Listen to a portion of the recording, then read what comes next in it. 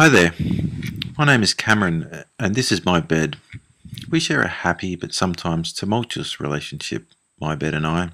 I'm safe here, I feel comfortable and I can be myself here. This is my private space, yes. Is it tidy? No. Well, sometimes. But I ask you this, is this bed of mine art?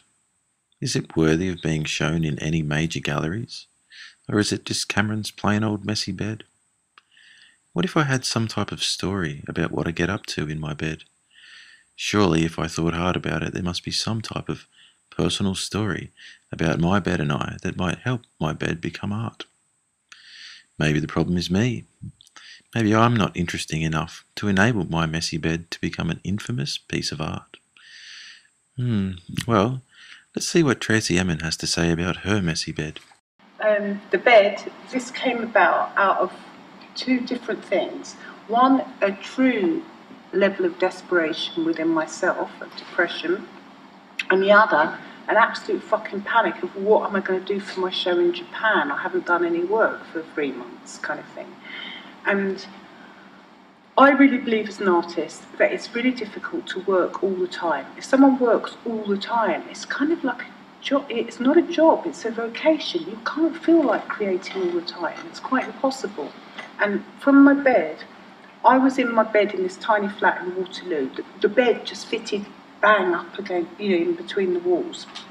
I don't know why or how, but I'd been in bed for about 4 days, and I'd got into bed when I was off my face. This was back in the 90s. Off my face completely, totally, like, didn't even remember it or anything. And I actually woke up 2 days later and just couldn't move. And then a few hours later, I thought, I've got to drink some water. If I don't drink some water, I'm going to die. It's that simple. I got out of bed and I crawled along the floor.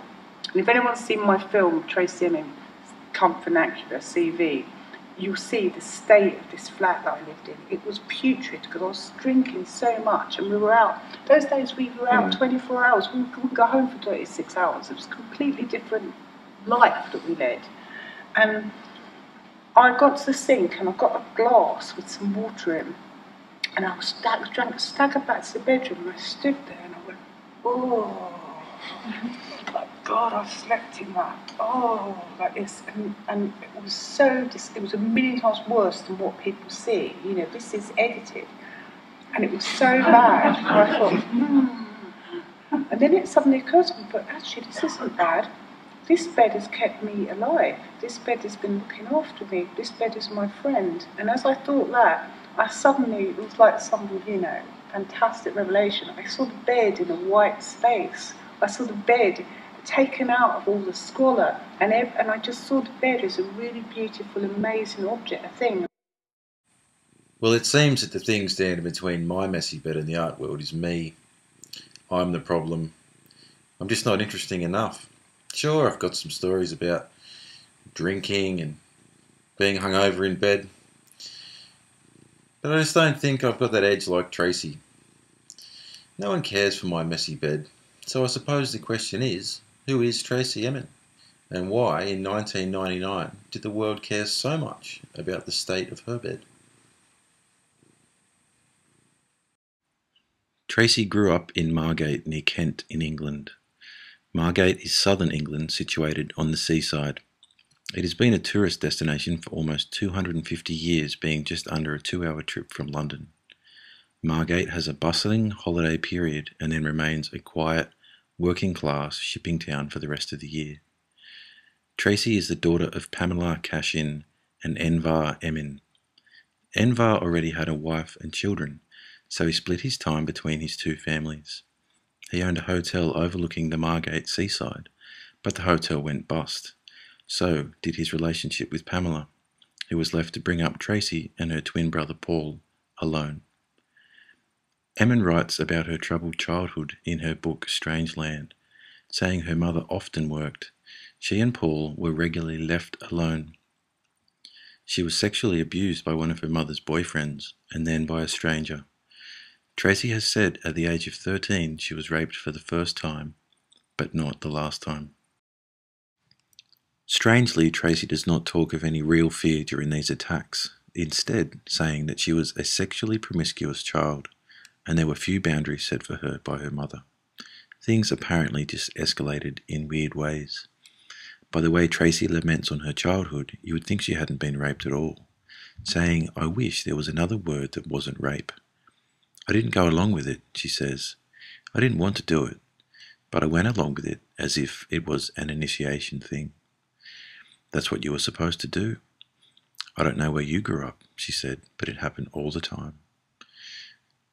In this small, sometimes harsh town, Tracey quickly earned a reputation amongst the male population, saying once that she thinks she slept with everyone in Margate.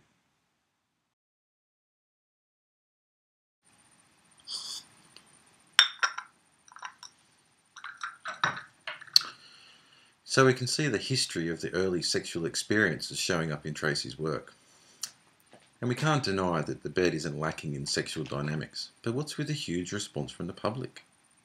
Was this the first work of its kind to splash across well-renowned galleries over the world? No, not even close. Works of a similar vein have been produced and shown up to 50 years earlier. Sure, the reaction was often that of confusion, even disgust, but not at the fever levels of Tracey's My Bed. We think about the American artist Mary Kelly, who's enjoyed a long career, but there's no getting away from what she did in her early works. In 1976, an exhibition, Postpartum Document, a collection of old nappies shown at the Institute of Contemporary Arts in London. Mary considers this an accurate documentation of the first few months of her son's life. Also, in 1976, the Prostitution Show at the Institute of Contemporary Arts in London featured a live stripper, transvestite guards, and a used tampon in a glass. Prostitutes, punks, and people in costumes were among those hired to mingle with the gallery audience. The show caused such a debate in Parliament. There are questions about who decides on public funding for such events. And if you think that's interesting, have a look at this. The publicity surrounding Tracey's My Bed couldn't have come from the notion that the bed is not art, for the world has been appreciating ready-made art since the early 19th century. The viewer is well schooled in the complexities of the background-foreground inversion, and in 1999, much of the audience knew that many things can be thought of as art. Maybe it had something to do with Tracey's tent, titled "Everyone I Have Ever Slept With." When I was made the tent, I lived in this tiny, tiny little co-op flat in Waterloo. My bedroom was 7 foot by 8 foot, and my living room was 10 foot by 12 foot, and my kitchen was the size of this table, and it was tiny, and I didn't have a studio, so I had the tent inside the living room, the one that was 12 foot by 10 foot. And I forgot what the circumference of the tent is, but the tent is big enough for like 4 people to sleep in. So you can imagine, it filled the whole living room up. And I had my portable TV in the tent. I used to eat in the tent. And I'd just be inside the tent sewing all the time. And my neighbours said, "What's she doing? She's got a tent inside it," And the tent took on this kind of musky, kind of strange living smells and everything. And sometimes I'd fall asleep in it, sewing it, wake up in the middle of the night and carry on sewing it. So for me, and a lot of the fabrics are made out of all my old clothes as well. And it took me 6 months to make. And so for me, the tent became this sort of like